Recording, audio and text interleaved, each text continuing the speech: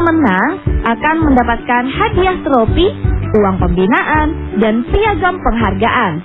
Jadi, kami tunggu karya terbaikmu.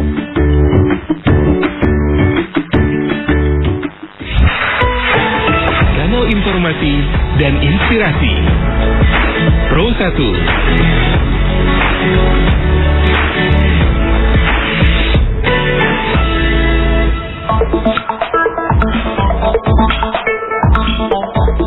Ya baik, Assalamualaikum warahmatullahi wabarakatuh. Selamat pagi dan salam sejahtera untuk pendengar kami Pro 1 RRI Bogor dimanapun Anda berada.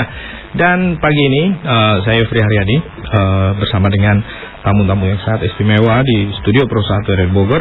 Kita membahas mengenai bulan pengurangan risiko bencana. Dan berbicara soal kebencanaan, tentunya juga kita akan banyak dihadapkan dengan butuh stakeholder. Karena bencana alam tidak hanya korban atau masyarakat sendiri, namun juga dibahas tadi itu tentang pentahelix dan seperti apa nanti akan kita bahas lanjutannya. Dan di studio pagi ini kita bersama dengan Bapak Kepala Pelaksana BPBD Kabupaten Bogor, Pak Ade Hasrat. Assalamualaikum, selamat pagi. Waalaikumsalam warahmatullahi wabarakatuh. Selamat pagi, Mas. Alhamdulillah, terima kasih sudah hadir di studio. Dan yang kedua adalah Ketua Forum Pengurangan Risiko Bencana FPRB Kabupaten Bogor, Mas Witoro, Kang Witoro. Assalamualaikum, selamat pagi Kang Wit. Waalaikumsalam warahmatullahi wabarakatuh. Sudah hadir, alhamdulillah sehat. Dan kita juga mengajak Anda untuk berpartisipasi. Silakan di line telepon dan SMS di 0251831250 atau WhatsApp kami di 0815 kali 4200. Dan Anda juga bisa memberikan komentar nanti di media sosial kami di sana, silakan, terkait dengan pengurangan risiko bencana dan apa saja yang harus dipersiapkan masyarakat. Nah, kita memulai dulu ya Pak ya. Kita berbicara tentang kemarin megatras dan juga sesar baribis ya. Ngeri saya kalau lihat. Seolah-olah kita ini berada di antara kepungan bencana gempa bumi dan ancaman itu bisa kapan saja hadir di tengah-tengah kita, terutama di Bogor, apalagi di Kabupaten Bogor, kota dan kabupaten ada dua gunung, Pangrango dan juga Gunung Salak, yang juga tidak kalah mengerikannya jika nauzubillah minjal gitu terjadi ya, seperti itu. Nah, BPBD Kabupaten Bogor sendiri bagaimana mempersiapkan masyarakat menghadapi itu gitu, dan rangkaiannya seperti apa nih Pak? Silakan. Baik, terima kasih Mas Yofi. Alhamdulillah dalam kesempatan ini kami bisa berkomunikasi dan menyebarkan informasi.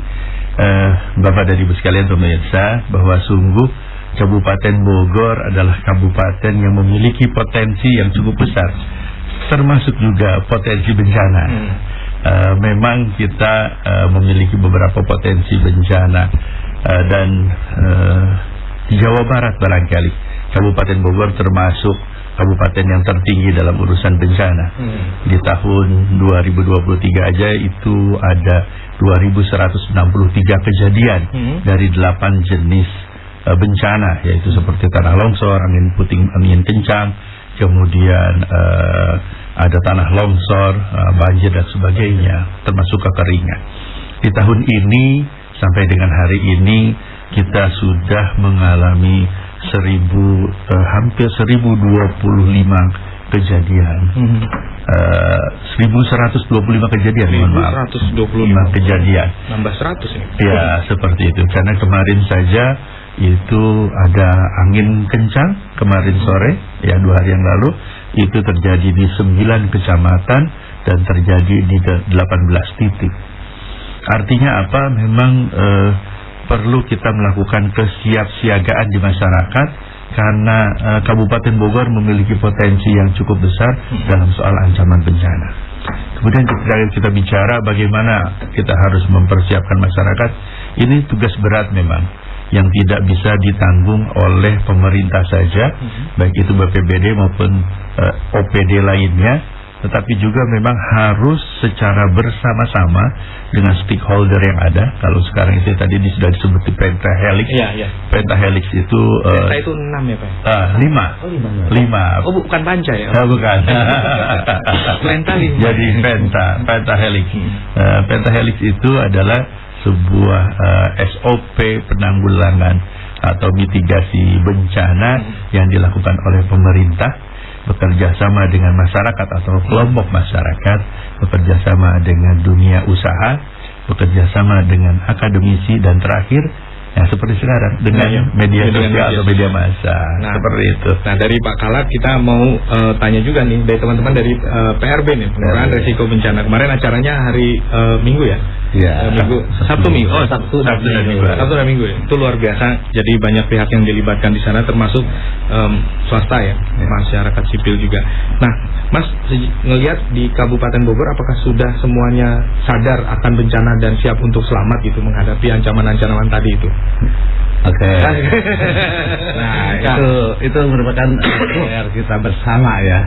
PR kita bersama gimana kita ini mengedukasi, mensosialisasikan gimana tentang sadarnya tentang kebencanaan itu. Nah, tugas kita sebagai PRB di Forum Pengurangan Risiko Bencana ini beserta teman-teman di para relawan itu salah satunya itu. Makanya kita kemarin di bulan PRB ini kita berkegiatan dengan rangkaian-rangkaian ya tadi kita ke sekolah-sekolah, ke desa-desa, ke masyarakat, selalu mensosialisasikan tentang mitigasi bencana ya. Dalam hal ini yang sering terjadi karena di lingkungan Kabupaten Bogor ini luar biasa. Intensitas namanya kejadian-kejadian itu hujan 2 jam aja langsung gitu. Kalau nggak banjir sesuai dengan di mana wilayahnya Kabupaten Bogor itu. Kan ada yang longsor, ada juga yang angin tadi ataupun tadi banjir misalkan gitu kan. Nah, kebanyakan ini kan kita ada pemetaan wilayah-wilayah mana sih, kecamatan mana sih yang kira-kiranya memang rawan ya. Kecamatannya Kang Witoro gimana nih? Ya termasuk rawan. Kecamatan Megamendung ini luar biasa gitu kan. Kontur tanahnya banyak perbukitan gitu. Makanya kita kemarin ada rangkaian penanaman pohon di Megamendung. Kan kemarin kita lakukan tuh di hari Minggu yang lalu kita lakukan penanaman pohon. Nah, setelah itu kita bikinlah kemarin itu Sabtu dan Minggu acara Bogor Tangguh Festival. Di antaranya kita yaitu semua kita lakukan beserta relawan-relawan kita, kebanyakan untuk sosialisasi ya ke masyarakat gimana caranya atau gimana meningkatkan kesadaran masyarakat itu tentang bahaya ancaman tentang bencana itu sendiri. Itulah. Kalau misalkan kita melihat di Al-Quran nih Pak Ade, Pak Kalak, kan kerusakan di langit, di bumi dan di lautan itu kan karena ulah manusia gitu kan. Jadi apa yang dirusak oleh manusia melebihi apa yang dirusak oleh alam. Benar nggak sih Pak? Pasti benar. Ya benar. Harus kita yakini apa yang kan alam juga merusak dirinya sendiri, cuma seperti manusia merusaknya. Hal kecil barangkali yang mungkin ini pendapat saya dan mungkin juga beberapa ulama. Salah satunya di Bogor. Kemarin kita baru saja hujan sebentar, kemudian saya bilang ada 9 kecamatan, 18 titik lokasi terkena bencana angin kencang, hujan deras itu.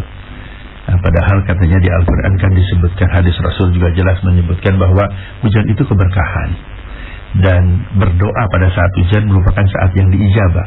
Tapi kenapa hujan kemudian di Bogor menjadi bencana? Saya bilang ada hal kecil yang mungkin saya sampaikan waktu saat saya sosialisasi. Sebagian besar dari masyarakat kadang menolak keberkahan itu, yaitu dengan mengucapkan Alhamdulillah tidak hujan. Itu ya sebenarnya bertentangan dengan syariat. Bertentangan dengan syariat. Kenapa? Hujan itu keberkahan dan kita menolak keberkahan itu. Dan ketika hujannya diturunkan, maka hujannya bersama dengan bencana. Itu yang menjadi edukasi ya ke masyarakat. Hal kecil sebenarnya, tapi Allah ingin menunjukkan bahwa sebenarnya kita kurang bersyukur. Bogor kan dulu kota hujan ya. Dan itu menjadi sangat subur. Tahun 80-an kita kota hujan dan subur sekali. Sekarang malah jadi kota bencana. Nah, ini yang harus kita waspadai. Yang paling utama adalah memang meningkatkan kesadaran masyarakat. Saya sedikit mau kasih ini hasil survei di Jepang ya. Silakan. Jadi Jepang itu paling sering terjadi bencana. Gempa ya Pak? Gempa, khususnya gempa. Mereka sudah melakukan survei terhadap mereka yang survival, artinya mereka yang selamat dari gempa. Persentase keselamatan. Jadi kalau dianggap di sana ada 1000 orang yang selamat, ternyata itu 34,9% itu selamat karena menyelamatkan diri sendiri. 31% itu diselamatkan oleh keluarganya. Dan 28% sekian itu diselamatkan oleh tetangga. Dan hanya 5% yang diselamatkan oleh petugas. Ini hasil survei di Jepang yang sudah segitu canggih. Artinya apa? Harus kita ambil kesimpulan bahwa kesiapsiagaan masyarakat menjadi hal utama. Bahwa ketika kalau misalnya kita memperkuat saja jaringan relawan, BPBD, kemudian stakeholder lainnya yang berkaitan kebencanaan, ketika misalnya Kabupaten Bogor, Cibinong Raya terjadi gempa, yakin itu seluruhnya juga akan terkena dampak. Maka masyarakat harus survive dulu. Paling minimnya kami sampaikan kalau dalam prosedurnya itu 3 hari, Mas Heri. 3 hari apa? Kalau misalnya terjadi gempa di Cibinong Raya, orang Bandung, kita harus membutuhkan bantuan nih. Kita kolaps nih. Maka kita membutuhkan bantuan dari daerah lain. Daerah lain hari pertama baru tahu beritanya dulu. Hari kedua mereka mobilisasi, baru hari ketiga mereka berjalan menuju penyelamatan. Itu prosedurnya seperti itu. Artinya apa? Masyarakat harus bisa survive minimal di 3 hari pertama ketika terjadi bencana. Karena yakin para petugas atau relawan juga kalau terjadi bencana di Cibinong, relawan Cibinong itu juga pasti akan yang pertama menyelamatkan diri sendiri dan keluarga. Tidak bertindak sebagai relawan juga nunggu dikasih tahu kalau ada bencana kan, baru datang ke lokasi kan seperti itu. Nah, oleh karena itu kegiatan-kegiatan kami berkaitan peningkatan kemampuan masyarakat dalam mitigasi bencana, ketangguhan masyarakat dalam kesiapsiagaan menghadapi bencana itu menjadi hal yang paling pokok untuk ditingkatkan. Itu Mas Yofri. Nah, siap. Nih Mas Witoro, kesiapan masyarakat apalagi daerah Megamendung, Cisarua ini kan bukit-bukit kayak gitu ya. Harus saya takut kalau mau ngomongnya nih. Banyak yang berubah fungsi lah itu. Nah, kesadaran masyarakat sendiri itu seperti apa sih Kang? Karena kan corak masyarakat agraris katanya di wilayah sana udah mulai bergeser ke masyarakat industri, entah industri pariwisata atau yang lain sebagainya. Ya tuh kan ngeri kan. Gimana nih untuk menyadarkan itu dan menyampaikan pesan itu para pengambil keputusan yang terutama mereka para investor gitu, tong kikian ting gitu loh. Inilah ya tadi PR kita bersama ya. Tentunya dalam hal ini yang penentu kebijakan, kebijakan daerah kita sendiri kan udah diatur mana lahan, fungsinya buat apa, fungsinya buat apa. Nah ini yang selalu di apa ya, kita ini sebagai masyarakat juga kadang-kadang kan memang ini yang penentu kebijakannya yang harus tegas. Kalau masyarakat sendiri di sini juga akhirnya ke bawah. Contohlah misalkan berapa ribu hektar kebun teh itu yang udah hilang. Contoh-contoh gitu kan ya. Ini kan alam. Ini berkaitan dengan alam. Ketika kita merawat alam, insya Allah alam pun akan menjaga kita. Tapi sebaliknya, kalau alam kita rusak, ya kita tinggal tunggu waktunya. Tapi mudah-mudahan kita itu sudah berhasil itu ya. Gitu ya. Tapi di sini makanya perlu kesadaran dan peran serta penentu atau pengambil kebijakan dan namanya harus tegas kan gitu. Kalau Kang Li, pernah nggak apa maksudnya ngingetin gitu ke teman-teman yang mungkin di Sukamakmur, Jonggol, Tanjung Sari atau yang di barat gitu ya, di Pamijahan, Nanggung, mungkin sebagian Cigudeg dan Jasinga gitu, jangan kayak Puncak ya gitu. Sering. Jadi kita juga jangan ngegas gitu. Sering main ke daerah Timur ya. Sukamakmur kan lagi sekarang rame itu. Sekarang lagi rame nih. Rame jual lagi di timur itu kan kayaknya lahannya tuh bebatuan ya apa. Ini kalau kita salah-salah ambil kebijakan dari atas, ini akan luar biasa dampaknya karena gunung di sana itu kan udah panas ya. Iya panas. Ya kan aneh tapi gunung lebih panas. Berarti kan ada apa tuh di dalamnya? Takutnya masyarakat berlomba untuk. Saya tahu nih ada yang namanya gunung tapi nggak ada gunungnya. Gunung Putri. Berarti kan hilang. Ada lagi Sabelah. Ada lagi Pak. Gunung Sindur. Oh Gunung Sindur. Iya. Ada Gunung Sabelah. Nah, ini kan berbicara soal ancaman bencana alam juga tidak terlepas dari bagaimana kita menjaga alam itu sendiri ya Pak. Apalagi kan tantangannya di Kabupaten Bogor, investasi terus di bidang apapun itu banyak sekali. Aduh berat nih. Nah ini ancaman-ancaman kerusakan-kerusakan ini yang disebabkan oleh keserakan kita, betul nggak sih Pak? Sejauh ini memang kita masih tertumpu kepada mengeksploitasi lingkungan ya, yang saya lihat ya, tidak bagaimana memberdayakan teknologi. Kalau kita lihat kan Jepang tanahnya sedikit tapi pertaniannya tetap bagus gitu kan. Singapura nggak punya tanah tuh tapi dia perdagangannya maju gitu kan. Kenapa kita harus memaksa? Memang ada sebuah kebijakan yang berkaitan dengan kebencanaan ini yang pernah saya konsultasikan dengan pejabat bupati. Yang pertama adalah bahwa seharusnya memang setiap usaha yang diterbitkan, izin usaha yang diterbitkan itu harus ada kajian tentang kebencanaannya, ada mitigasi bencananya. Tetapi saya garis bawahi kembali kepada Pak Bupati, tapi ini juga tidak membuat harus dilakukan oleh pemerintah, dalam hal ini BPBD, yang akan menjadi menambah rentang jenjang birokrasi lagi. Saya bilang hanya diwajibkan misalnya setiap pengusaha yang mengajukan perizinan itu baik pariwisata maupun industri, mereka harus membuat kajian yang dipilih oleh tim mereka sendiri tentang bagaimana melakukan mitigasi bencana. Selain kalau memang kerusakan lingkungan kan itu urusannya DLH ya, lingkungan hidup itu mereka sudah ada. Tapi tentang berkaitan dengan, kita pernah dengar ada hotel, misalnya hotel di puncak, tidak usah sebutkan namanya, terjadi longsor, ya kan? Menunjukkan bahwa lemahnya mereka memanfaatkan kontur tanah yang bagus, seolah-olah itu memang menjadi objek wisata, tapi mereka sedikit sekali memperhitungkan bahwa tanah yang memiliki kontur kemiringan seperti itu memiliki potensi bencana yang cukup juga. Seharusnya kan itu juga dimitigasi ya, dimitigasi, dilakukan tindakan bagaimana agar mencegah supaya tidak terjadi longsor, apakah dengan penanaman pohon, pembuatan tebing dan sebagainya. Itu apalagi di Riung Gunung Jajar itu kan kiri kanannya ada tebingan-tebingan yang dulu sempat longsor, kemudian itu orang kan senangnya karena lihat di ketinggiannya aja, padahal ketika berdiri longsor. Apalagi wisata alam nih Kang Witoro kan bergerak di bidang pariwisata ya. Wisata alam ini juga nggak kalah, juga harus diingatkan juga untuk pengunjungnya gitu. Jangan hanya punglinya saja sebenarnya yang ramai di medsos kan, punglinya masuk bayar nih. Tapi kan toto ke sana longsor, toto ke sana banjir, terbawa hanyut gitu. Nah, itu kita kadang kan kita juga selalu dari pemerintah nih, misalkan berkaitan dengan pariwisata ya. Pemerintah lewat dinas pariwisatanya kan selalu mensosialisasikan. Malah istilahnya banyak tuh sekarang berdiri BUMDes lah, desa wisata. Ya, desa wisata itu kan kebanyakan langsung larinya ke belakang, misalnya ke alam-alam. Itu.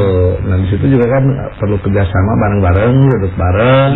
Desa pariwisatanya juga selain mereka mengedukasi supaya gimana caranya itu meningkatkan kepariwisataannya, otomatis diimbangi dengan gimana caranya memitigasi tentang bencana yang akan ditimbulkan. Tapi benar nggak sih Mas Wit, kalau bencana wisata alam itu bukan wisata yang murah gitu. Jadi karena kan ya unsur safety-nya itu tadi ya. Masa misalnya kita datang ke kawah Gunung Merapi gitu kan, bayar murah, mateng siapa yang evakuasi, atau jatuh ke jurang siapa yang evakuasi. Ini juga harus dikoreksi juga gitu. Betul. Atau ada standar-standarnya gitu untuk wisata alam itu. Udah ada sih, udah. Cuman kan masyarakat kita ini kebanyakan yang orang pariwisata juga bukan murni orang pariwisata yang mengenyam pendidikan di wisata. Edukasinya aja. Edukasinya aja. Jadi pemikirannya gimana cara mendatangkan income, bukan mendatangkan itu kan repot. Kemarin kan sempat rame di TNGHS itu Pak Sukiman tuh cerita gitu. Ini kan mereka yang mau masuk ke Kawah Rati itu Pak kan ada pintu baru nih di Haji Saka itu yang di Taman Sari itu.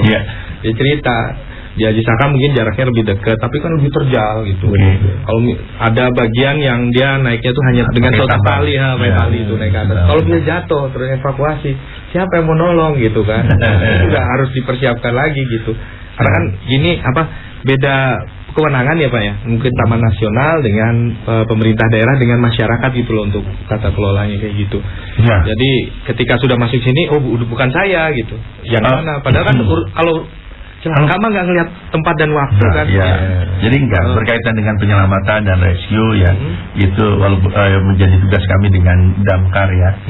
Itu tidak melihat lagi batas wilayah. Tidak melihat batas wilayah. Misalnya kalau misalnya terjadinya, apalagi tetap masih di wilayah Kabupaten Bogor, seperti misalnya orang hilang di gunung gede, ya kan, Pangrango, atau di Gunung Salak, atau bahkan ada orang yang tenggelam, mau di danaunya sudah masuk ke wilayah DKI, itu kita akan tetap lakukan pencarian. Jadi tidak ada batas wilayah dalam soal seperti itu. Hanya kalau berkaitan dengan penataan barangkali Mas. Penataan ya itu memang kewenangannya. Nggak bisa kita minta bantuan SKPD untuk membuatkan jalur ini ya, karena memang lokasinya misalnya punya perhutani, nggak bisa pariwisata itu membikinkan jalur khusus pendakian seperti itu, harus perhutanian yang kita berikan ya kita himbau untuk membuat jalan yang lebih safety. Saya agak senang juga nih masuk ke RR di sini ada bacaan jalur evakuasi. Artinya di sini sudah ada kesadaran. Bagaimana kalau terjadi sesuatu kita bergerak kemana? Sebenarnya kan itu yang paling utama. Di tempat wisata juga sama. Ketika terjadi longsor, terjadi gempa, terjadi angin puting beliung, kumpulnya di mana? Titik kumpulnya di mana? Jalur evakuasinya di mana? Nah ini yang sering terabaikan. Padahal hal kecil seperti itu adalah penyelamat tertinggi tuh. Penyelamat tertinggi buat para pengguna jasa atau pengunjung di tempat pariwisata seperti itu. Oke. Dan ini di daerah-daerah perkemahan sekarang lagi banyak dibuka nih Pak, tempat perkemahan. Glamping. Kalau glamping enak ini langsung. Tapi kan ada Pak remaja-remaja yang sok tahu mungkin ya. Baru pertama camping dia buka jalan sendiri. Tahu-tahu yang kemarin hilang dilaporkan terus dicari, hilangnya 2, yang nyarinya 200 gitu. Mas Vitoro masuk ke situ nggak nih Mas nih untuk para pengusaha nih kalau misalkan membuat tempat bumi perkemahan atau lain sejenisnya gitu? Iya, sebetulnya tadi itu dari pemerintah sendiri khususnya dari Dinas Pariwisata selalu mereka mensosialisasikan tentang itu. Makanya sekarang Dinas Pariwisata ketika berkegiatan pun di hotel atau tempat wisata, mereka mempersilahkan sebelum mereka mengadakan acara, pihak manajemen hotel entah tempat wisata harus 2-5 menit itu menyampaikan dari pihak manajemen itu bahwa untuk kalau terjadi begini harus larinya kemana. Oh ini dengan rambu-rambu itu sudah mulai diwajibkan. Semua yang yang datang ke hotel entah ke tempat wisata itu sudah diwajibkan. Dari Dinas Pariwisata juga mensosialisasikan dulu nih. Ntar kalau ini dari kesini gitu ya. Evakuasi. Cuma terkait tadi yang kesasar atau ini sendiri itu. Orang kita itu kadang-kadang bikin sensasi. Zaman saya dulu waktu masih pecinta alam zaman SMA itu ada istilah pita merah, pita putih, pita biru. Jadi kalau misalnya kita mau camping ikuti pita merah pakai tali rafia di pohon. Nah kalau yang lain kan sini-sini taunya kata limong di situ-situ hilang. Terus kebanyakan sih yang lihat masalahnya itu misalnya dari Jakarta ya, yang tadi pengen sensasi. Banyak kan tidak mengindahkan adab-adab. Itu yang utamanya. Kalau kita naik ke gunung kan salah kalau nun lah kasarnya kan. Nun lah ya kan gitu. Kalau kita kan selalu diajarkan tuh sama orang tua. Istilahnya kalau misalnya kemanapun kita pergi, kemanapun apalagi ke gunung, pasti kan tata krama kita terhadap alam itu sendiri harus kita selalu kita gunakan gitu. Itu sih kebanyakan nyari sensasi, akhirnya tadi luar biasa nih. Yang repotnya BPBD. Iya, pasti yang ditelepon semua BPBD. Satu orang dua orang yang kan pernah ada kejadian. Buat saya ada masyarakat saya agak kurang pas juga tuh pengalaman berkahabat. Yang di atas gunung. Yang di Ciawi itu ya. Megamendung apa mana itu? Iya, Ciawi betul ke arah sana naiklah kan ke jalur ke Gunung Gede melalui jalur bikin sendiri lah. sudah sampai di atas ternyata nggak bisa pulang kan. Gara-gara turun kabut itu Pak ya, jadi nggak tahu kiri kanan gitu. Dan akhirnya kami ya dengan para relawan lainnya, dengan para pecinta alam ya harus cari kan. Ya itu alhamdulillah ketemu, selamat semua kan. Hal yang konyol buat saya. Tidak mempersiapkan diri, hanya pakai sendal gitu kan. Naik ke gunung yang tidak ada jalurnya, kemudian juga tidak jelas tujuannya. Akhirnya kata Pak Witoro itu harus mengerahkan sekian puluh orang hanya untuk menyelamatkan mereka. Tapi itu kewajiban kita sih. Kita tidak mempermasalahkan apa penyebabnya naik ke sananya kan. Tetap harus kita selamatkan. Itu anak-anak Wanadri menangis geram gitu. Oke, dan luar biasa perbincangan kita akan lanjutkan di sesi berikutnya, dan jangan lupa untuk selamat.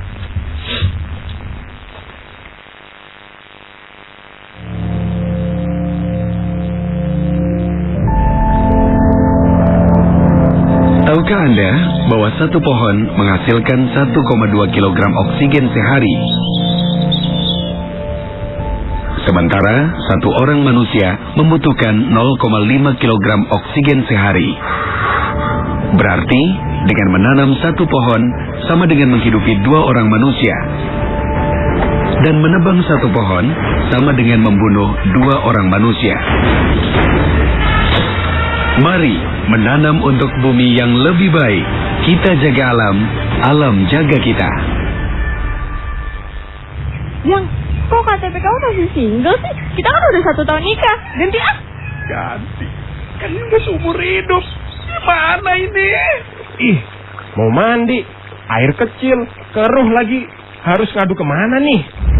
Oh, macet lagi. Emang boleh ya PKL jualan di pinggir jalan kayak gini?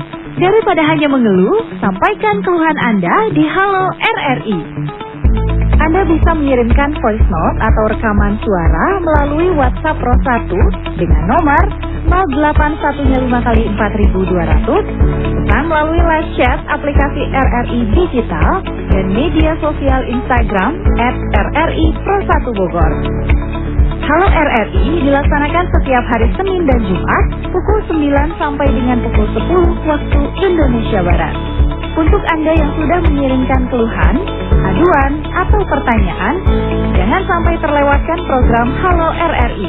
Karena siapa tahu pesan Anda yang diputar dan diberikan solusinya oleh instansi atau pihak terkait.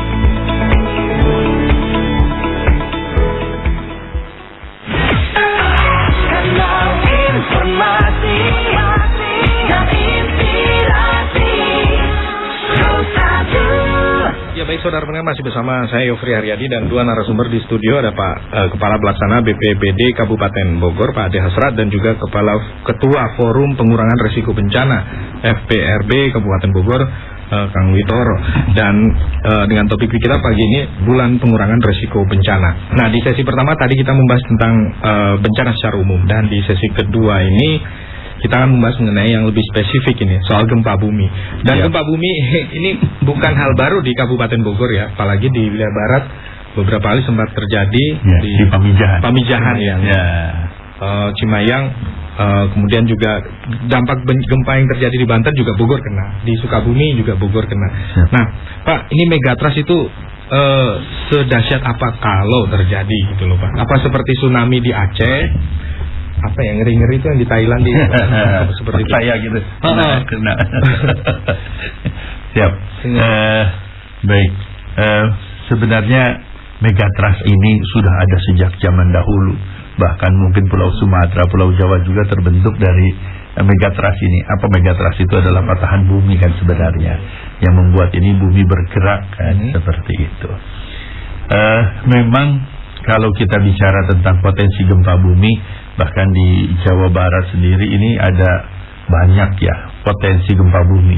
Megatrust ini terbesar, memang terbesarnya. Tetapi kalau dihitung dari di Bogor, dampak terhadap megatrust ini kita sebenarnya kecil.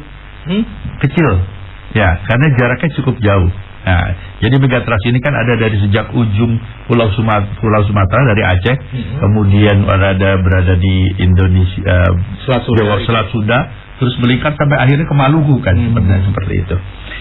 Megatrust ini kalau terjadi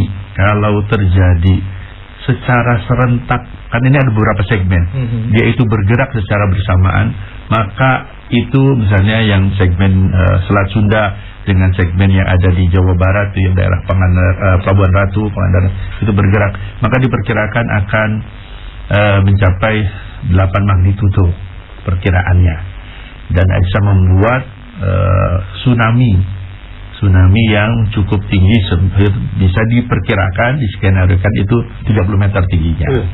Nah, tetapi kita bicara artinya yang terdampak itu udah pasti Kabupaten Sukabumi nih, ya kan? Kabupaten Sukabumi, pesisir semua, Sukabumi, Garut, kemudian Pangandaran, seperti itu ya. Ini diperkirakan akan terdampak. Tapi kalau Bogor lumayan jauh sehingga diperkirakan tidak akan terkena. Kita hanya akan terkena dampaknya dari getarannya saja, dan kemungkinan nyampe ke kita sekitar 4 skala Richter. Tapi sangat tergantung juga dengan kondisi bangunan seperti itu. Yang kedua, ini saya sampaikan ancamannya dulu ya, sebelum nanti. Yang kedua, sebenarnya kita juga di Jawa Barat banyak sesar atau patahan lempengan yang berada di daratan. Kalau yang tadi ada di lautan, ke daratan. Bahkan sudah terdeteksi ini ada 8 kalau salah sesar yang ada di Jawa Barat saja. Yang pertama itu adalah mungkin sudah terkenal, itu ada sesar Cimandiri. Cimandiri itu dari mulai Sukabumi, kemudian bergerak ke arah Bogor, ke arah Sukabumi, seperti itu. Kemudian yang kedua itu ada sesar Cipamingkis, kemudian ada sesar Garsela, Garut Selatan. Kemudian yang sebenarnya harus kita waspadai itu adalah yang pertama sesar Lembang, kemudian ada sesar Citarik, dan yang terakhir sesar Baribis. Bayangin ini, sebenarnya kita sudah terkepung. Ya, jadi kalaupun kita mau lari dari situ, mau pindah kemana Bapak? Artinya kan yang kita perlukan adalah tinggal kesiapsiagaan. Ini kayak skenario kiamat ya Pak. Memang seperti itu. Cuma kan hanya yang tahu Allah. Oleh karena itu saya ingin sampaikan bahwa kepada seluruh masyarakat untuk tidak terlalu khawatir atau panik terhadap pemberitaan potensi ya. Ini nyata memang. Adanya sesar Baribis, adanya megatrust ini seperti itu, ini nyata. Artinya kita memiliki potensi bencana. Tapi sampai hari ini, yakinlah tidak ada satu orang pun yang bisa meramalkan kapan bencana itu terjadi.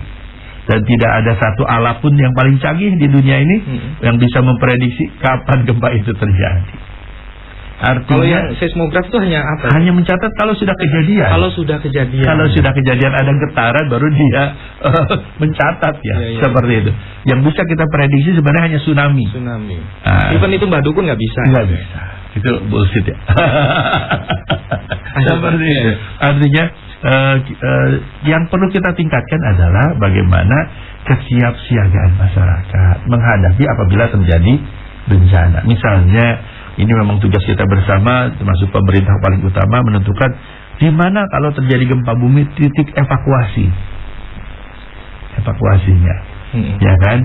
Nah, khususnya misalnya kalau daerah-daerah yang terancam tsunami itu bisa paling cepat itu hanya 40 menit dari sejak kejadian gempa mereka datang. Nah, artinya hanya punya kesempatan sedikit masyarakat untuk menyelamatkan diri. Nah, oleh karena itu harus kita siapkan daerah evakuasi, sehingga masyarakat misalnya dalam sebuah keluarga, seorang ayah tidak perlu lagi keliling-keliling kampung nyari anaknya yang lagi main. Istri juga seperti itu. Yang ada yang bisa diraih, anaknya dibawa menuju tempat evakuasi, sehingga akan mengurangi waktu penyelamatan diri. Nah, ke tempat evakuasi sudah menyelamatkan masing-masing, nanti baru dicarinya di tempat evakuasi. Ini sebenarnya teknik atau teori tentang bagaimana penyelamatan. Kalau mereka masih berkutat jari keluarganya dulu, keburu datang tsunami-nya. Sebenarnya gempanya tidak merusak, misalnya gempanya, maksudnya tidak tewas karena gempanya, tapi karena ketibannya kan, seperti itu. Karena ketika gempanya paling lama 20 detik. Nah, tetapi ketika tidak memiliki kemampuan menyelamatkan diri gitu. Dan khusus daerah-daerah pesisir pantai, ketika ada sirine atau pemberitahuan tsunami, itu sudah harusnya bergerak ke daerah yang menjauh dan ke tempat yang lebih tinggi. Nah, kebayang tuh kalau nyari anak dulu habis waktunya.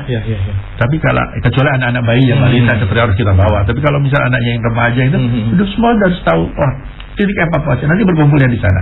Baru dicari. Tapi kalau misalkan ini sesarnya dari Cimandiri, Cipamingkis, Selatan, Lembang, semua dikepung, ya sudah kita gak usah pindah Pak, di sini saja. Bapak mau pindah ke Bandung, pindah ke Garut, ada juga yang Gasel.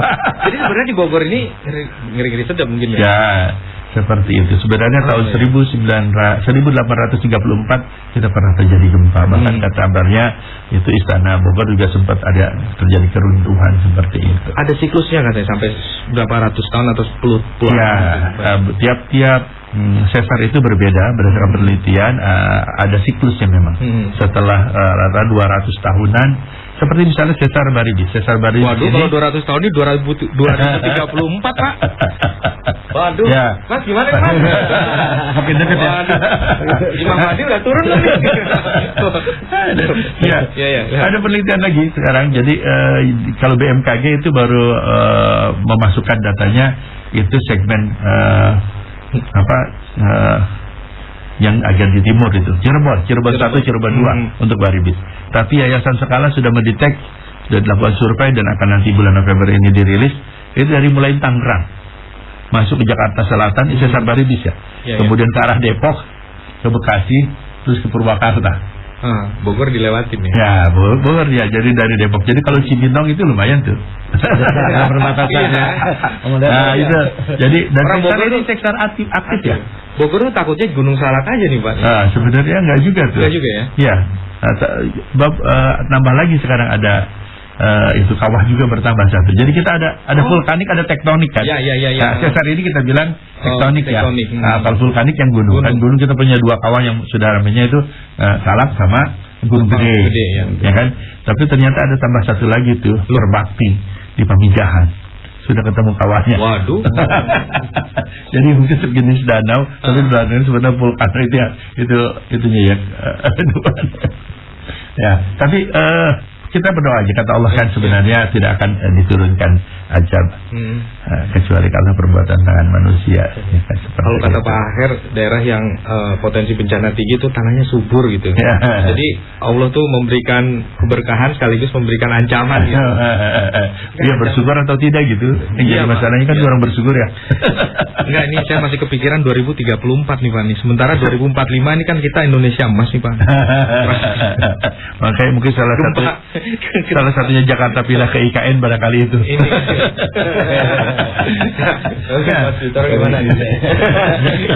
Ya, ini apa namanya program-programnya kalau boleh tahu nih masih dengan segala macam antisipasi dan yang harus kita persiapkan ini ya kan. Apalagi 2023 2163 kejadian. Kemudian di tahun 2024 per bulan ini mungkin ya Oktober 1125 kejadian. Sebenarnya turun 1000 nih. Tapi mudah-mudahan jangan sampai 2 bulan ini tiap hari kejadian. Gitu. Ini 2000 kejadian itu bukan sedikit loh, gede loh. Kabupaten ini. Kabupaten. Gimana nih Mas nih? Ya, cukup anggotanya ini untuk sebetulnya juga di tahun ini kita kan udah sosialisasi terus. Kita juga udah mencetak 23 fasilitator ya tahun ini. Nah, mudah-mudahan tahun besok juga kita menambah fasilitator itu yang benar-benar mereka bisa lah mensosialisasikan ke seluruh masyarakat tentunya. Dan tadi itu kita juga akan membuat pemetaan ya mana daerah-daerah itu. Tadi kalau dibilang Pak Kala ini lewatnya Depok, berarti kita utamain Cibinong Raya. Cibinong Raya kan ya. Pemetaan kita sedang buat Pak. Tahun ini kita sedang buat namanya KRB, Kajian Resiko Bencana.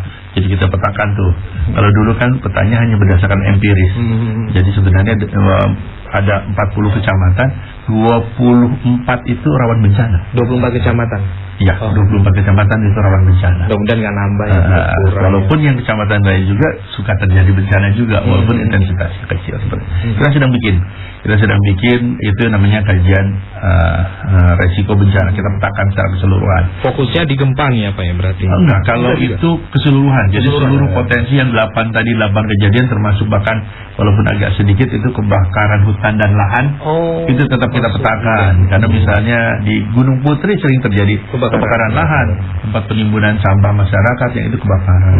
Tapi kalau misalnya daerah-daerah timur atau daerah utara itu kebakaran hutan seperti itu pernah terjadi. Kekeringan juga banyak nah, di timur. Ini yang terbanyak tahun lalu itu dari kejadian kekeringan. 37 kecamatan ada titik kekeringannya. Dari 37 ada titik kekeringannya. Nah ini kok bisa ya? Kita melimpah air loh kalau di total dalam 1 tahun itu kan curah hujan kita. Nah inilah yang tadi balik lagi nih, ya kan? Daerah resapan airnya berkurang. Kalau di dalam kebencanaan ini ada yang namanya bencana field modernisasi. Jadi bencana modernisasi.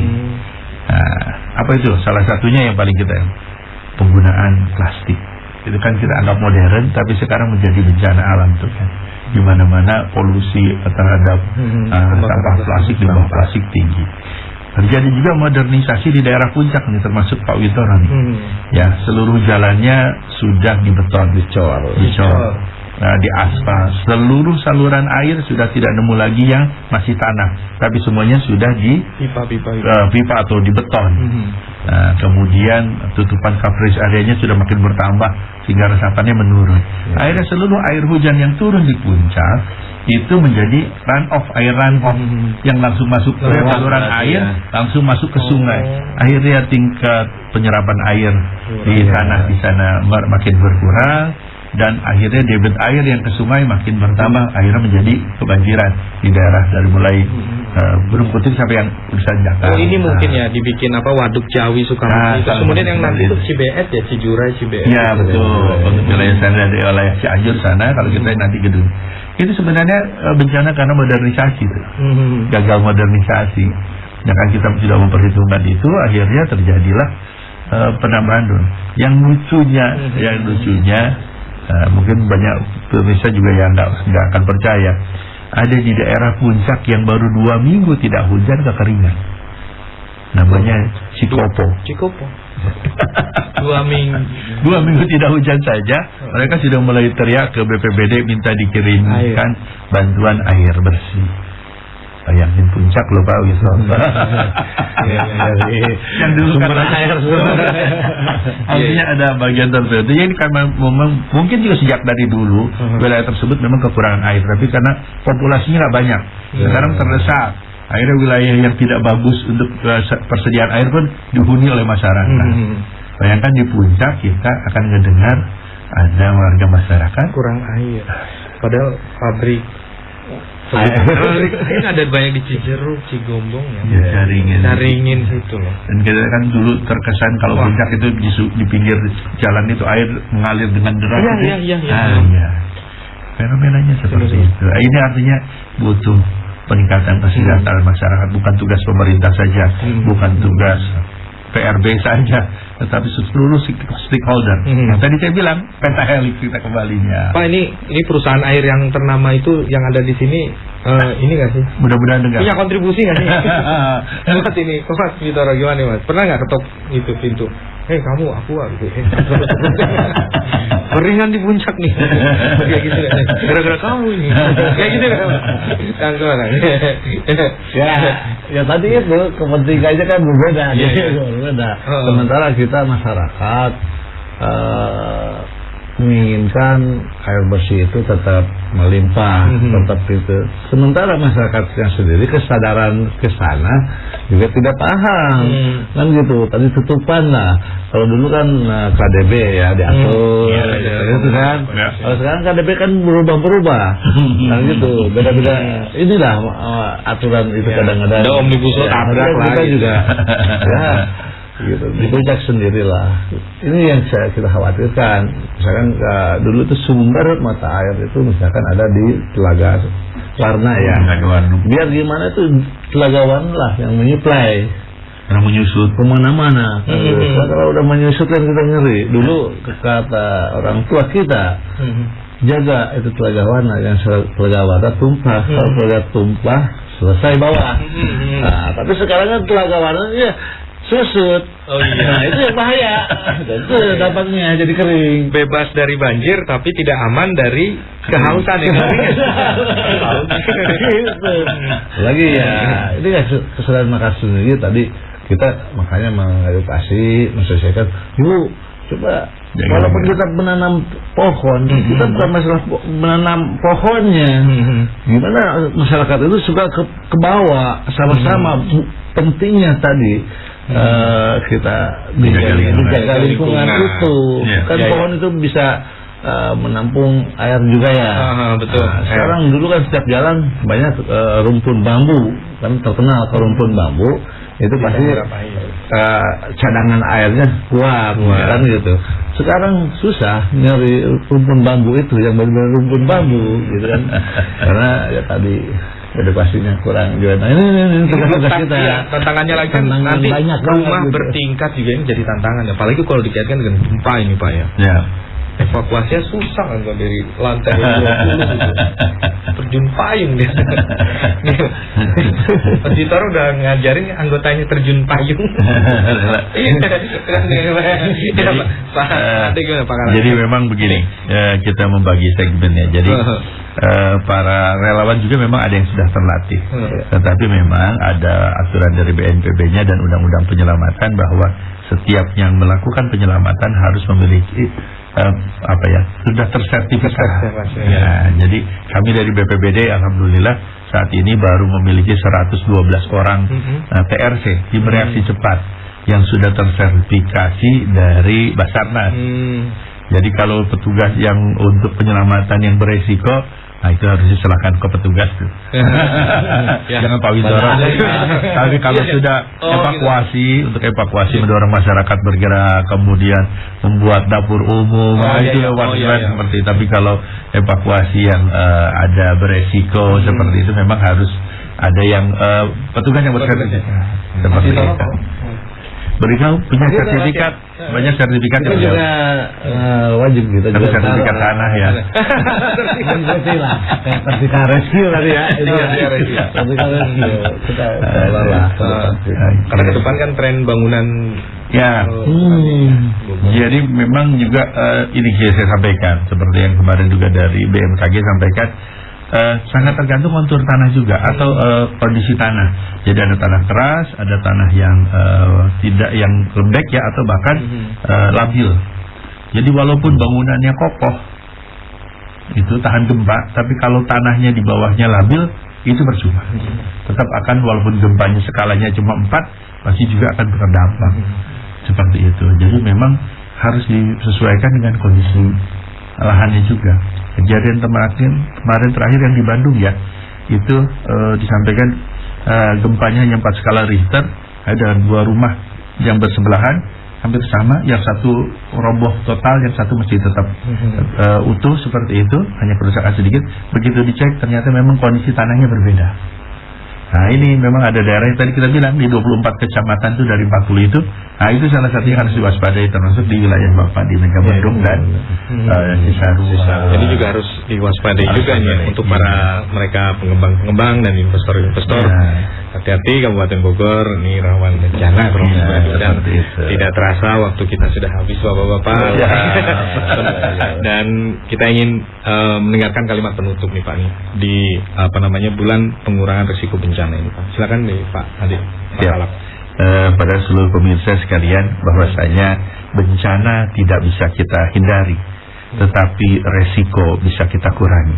Oleh karena itu kami berharap pada seluruh pemirsa itu bisa melakukan kesiapsiagaan terhadap ancaman bencana, apapun itu bencananya, dengan melakukan yang pertama misalnya menyiapkan tas siaga bencana, di mana di dalamnya ada terkumpul kelengkapan kehidupan untuk sementara, untuk survive, termasuk juga surat-surat penting yang apabila terjadi bencana itu segera bisa kita selamatkan. Tidak perlu khawatir berlebih terhadap megatrust, kemudian sesar-sesar yang berada di wilayah kita, tetapi tingkatkanlah kemampuan kita dalam hal memitigasi bencana. Apabila misalnya terjadi bencana hal paling kecil, kemana harus kita mengevakuasi diri, ke arah mana kita harus berlari untuk menyelamatkan diri. Itu yang perlu kita lakukan, dan marilah kita juga berdoa dan beristighfar. Mudah-mudahan Allah selalu melindungi kita. Itu saja barangkali dari saya. Silakan penutup nih, Mas. Terima kasih ya, kami sebagai di Forum Pengurangan Risiko Bencana Kabupaten Bogor tentunya kami mengajak sama-sama para relawan dan masyarakat, yuk kita sama-sama sadar tentang alam, tentunya sadar tentang ini gimana, tentang bencana ini. Makanya kita sama-sama untuk selalu waspada dan terhadap ancaman bencana yang terjadi. Tapi kita selalu meningkatkan kesadaran diri kita pribadi dan kesadaran kita sebagai masyarakat tentang itu bahaya bencana kan gitu. Siap. Mungkin itu aja dari terima kasih Kang Istoro. Dan saudara pendengar, peristiwa bencana alam mengubah dunia. Kalau kita mengingat cerita kapal Nabi Nuh atau banjir Nabi Nuh, bagaimana menjadi titik balik manusia belajar untuk menyusun peradaban di masa depan. Mewakili kerabat kerja yang bertugas, saya Yofri Haryadi. Terima kasih narasumber sudah ada di studio. Kami siap untuk selamat dan kita akan lanjutkan ke program acara berikutnya. Billahi taufiq wal hidayah.